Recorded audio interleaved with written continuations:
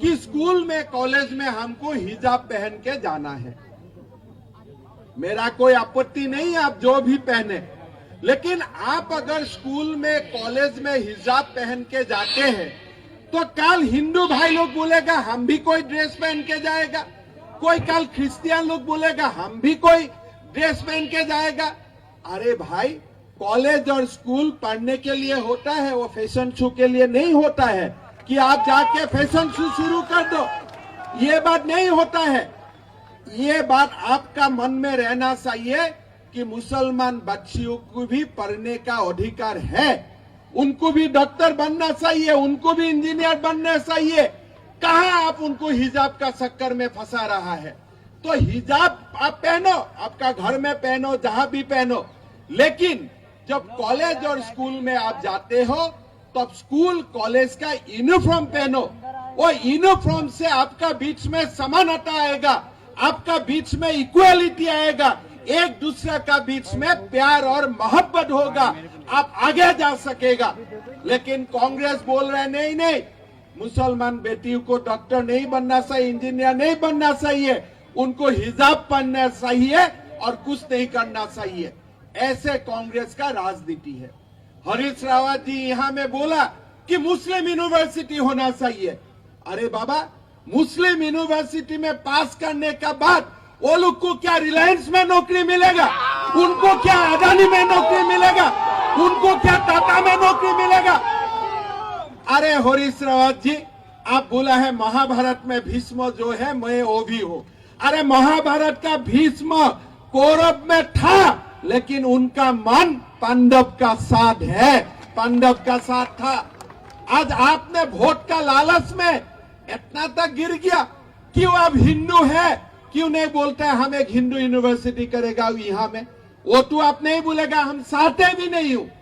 हमारा मन में यही है कि ऐसा यूनिवर्सिटी बने जो यूनिवर्सिटी से मेरा उत्तराखंड का व्यक्ति, उत्तराखंड का बच्चा बच्ची जाके एम्स में नौकरी मिले, उनको पूरा देश में नौकरी मिले, ऐसा यूनिवर्सिटी हमको चाहिए। भाई, कोई कैंडिडेट खड़ा हुआ है, आप इसको मनाओ कि आप चेयरमैन दूंगा, अब मैं सरकार बनेगा। सरकार तो उत्तराखंड में कांग्रेस का नहीं बनेगा, कोई चंद्र ग्रह में बनेगा, कोई मून में बनेगा, अलग बात है, लेकिन कम से कम उसको मनाना है।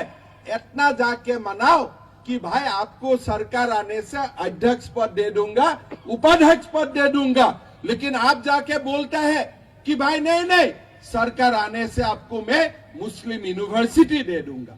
पर ये कौन सा सेकुलरिज्म है, ये कौन सा धर्मनिरपेक्षता है? तो मेरा असम में सरकार आया, मैंने एक कानून बनाया कि कोई मंदिर का 5 किलोमीटर तक गोमांस का कोई व्यवसाय हो नहीं सकेगा। मैंने कानून बनाया।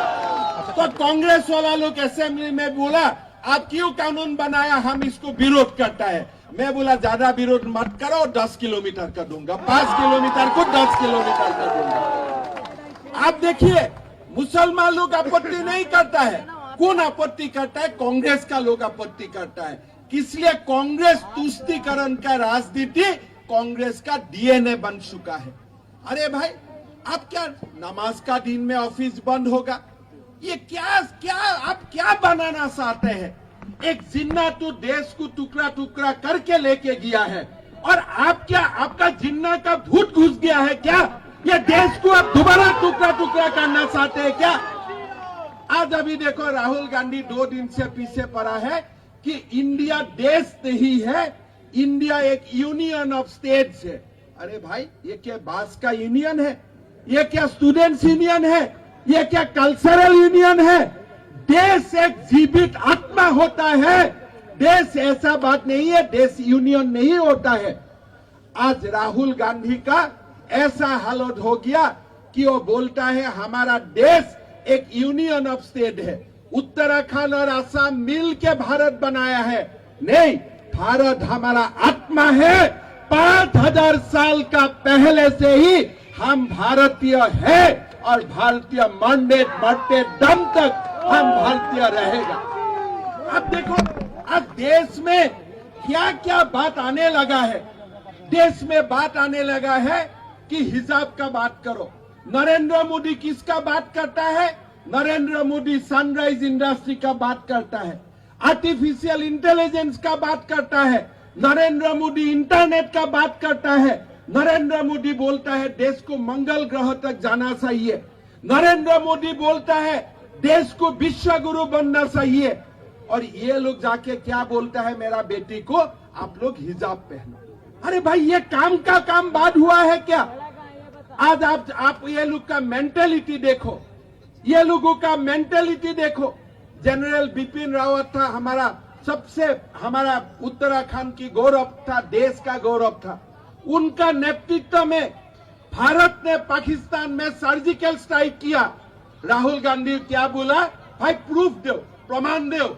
अरे भाई आप कौन सा पिता का बेटा है? कभी हमने प्रूफ मांगा हो क्या? हमने कोई प्रूफ मांगा हो क्या? अरे मेरा सैनिक बल से, मेरा आर्मी से आपका प्रूफ मानने का आपको क्या अधिकार है? मेरा अगर आर्मी बोल दिया कि हमने पाकिस्तान में बम फूटाया तो फूटाया, उसमें क्या डिस्प्यूट है? उसमें दोबारा क्या बोलने का है? क्या आपका बिपिन रावत पर विश्वास नहीं है? आपका मेरा उत्तराखंड का जो बेटा आर्मी में नौकरी करता है उनका ऊपर आपका क्या विश्वास नहीं है? जब वो बोल दिया कि हमने स्ट्राइक किया, सर्जिकल स्ट्राइक किया, हमने एयर स्ट्राइक किया, तब किया, और उसमें आपको क्यों प्रूफ चाहिए? मैंने कभी प्रूफ मांगा हूं क्या आप सचमुच राजीव गांधी का बेटा है कि नहीं? मैंने कभी प्रूफ मांगा हूं क्या आपसे? तो ऐसा आप सैनिकों का अपमान मत करो। देश बहुत ऊपर का चीज होता है, देश ऐसा नहीं होता है। लोग देश के लिए मरते हैं, लोग देश के लिए जीते हैं, लोग व्यक्ति के लिए नहीं जीते हैं। लोग बोलता है मेरे से देश ऊपर है, लोग बोलता है परिवार मुझसे ऊपर है, लोग बोलता है जननी जन्मभूमि स्वर्गादपि गरीयसी। वो जननी को आप क्वेश्चन करेगा, वो जननी को आप सवाल करेगा। जब आप देखो आज वो लोग नरेंद्र मोदी को बोलता है मोदी क्या किया? अरे अमेरिका ने वैक्सीन बनाया, रशिया ने वैक्सीन बनाया, साथ साथ में भारत में भी वैक्सीन बनाया। और जब भारत ने वैक्सीन बनाया और कांग्रेस लोग पूछता है इसका प्रूफ क्या है? बेटा जब अमेरिका ने वैक्सीन बनाया, आप अमेरिका में जाके पूछा क्या इसका प्रूफ क्या है? जब भारत कुछ बनाता है आपको प्रूफ चाहिए, और पाकिस्तान जब कुछ बनाता है बोलता है नहीं नहीं बहुत अच्छा किया, बहुत अच्छा चीज आपने बनाया। चाइना ने कुछ बनाया और बहुत अच्छा किया। अभी राहुल गांधी बोलता है अरे चाइना आगे बढ़ रहा है, चाइना आगे बढ़ रहा है। आप चाइना का फ्री एडवर्टाइज क्यों कर रहे हैं? आप चाइना का फ्री एडवर्टाइज क्यों करते हो? आप बोलो भारत का सेना आगे गया है, ऐसे बोलो तो अब देश में पता चलेगा कि आप भारतीय हो। आज राहुल गांधी हो, हरीश रावत हो, आप एकदम मिस्टेक मत कीजिए। ये लोग कोई भारत के लिए, उत्तर प्रदेश का, उत्तराखंड का कल्याण के लिए नहीं है। ये लोग तुष्टीकरण के लिए है, अपना परिवार के लिए वो लोग जीता है, वो लोग अपना परिवार के लिए मरता है। लेकिन नरेंद्र मोदी जैसा नेता जो कभी कभी पैदा होता है वो देश के लिए जीता है। मोदी जिंदाबाद। भाई और बहनों, बहुत समय का बाद देश को मोदी जैसा नेता मिला है। आज देश को मोदी जैसा नेता मिला है, ये हमारा देश का भाग्य था। आप देखिए कैसे कोई सोच सकता था क्या कि भारत का विमान जाके पाकिस्तान में बम गिराएगा? कोई सोच सकता था क्या पाकिस्तान में भी सर्जिकल स्ट्राइक संभव है? कोई सोच सकता था क्या अगर देश में कोरोना महामारी आएगा कि भारत भी वही नेशन में होगा जो नेशन में एक नहीं दो वैक्सीन बनेगा? कौन सोच रहा था? आज गरीब के लिए, अब गरीब के लिए प्रधानमंत्री जी जीता है। प्रधानमंत्री जी जब कोविड का पेंडेमिक आया, सबसे उन्होंने गरीब के लिए सोचा कि भाई गरीब को कैसे सहायता किया जाए। आज आप सोच लीजिए कि हमारा आइजोल है, इम्फॉल है, जो जाना भी संभव नहीं है, दूर दूर तक गांव तक उन्होंने रेशन भेजा। लोगों को फ्री रेशन भेजा कि भाई कोई किसी का प्रॉब्लम नहीं होना चाहिए। आज अकाउंट खुला, अकाउंट में पैसा डाला, आज गैस का चूल्हा मिला मां को। आज आपको एक एक करके आप देखिए, जो प्रधानमंत्री जी काम कर रहा है वो देश में कोई नहीं सोचा था कि ऐसा काम संभव है। हर घर में बिजली, लोगों का मन में था कि बिजली होना चाहिए, लेकिन लोगों का सपना में ये नहीं था कि 2 साल में ही हर घर में बिजली होगा। लोगों का सपना में था कि घर में पानी मिलना चाहिए, जल मिलना चाहिए, लेकिन जल जीवन मिशन जैसा स्कीम होगा, सचमुच घर घर में जल जाएगा, ये लोग सोचता नहीं था। लोगों का मन में था कि रास्ता बनना चाहिए, लेकिन आज उत्तराखंड में जैसा नेशनल हाईवे बना वो लोगों का सपना में नहीं था।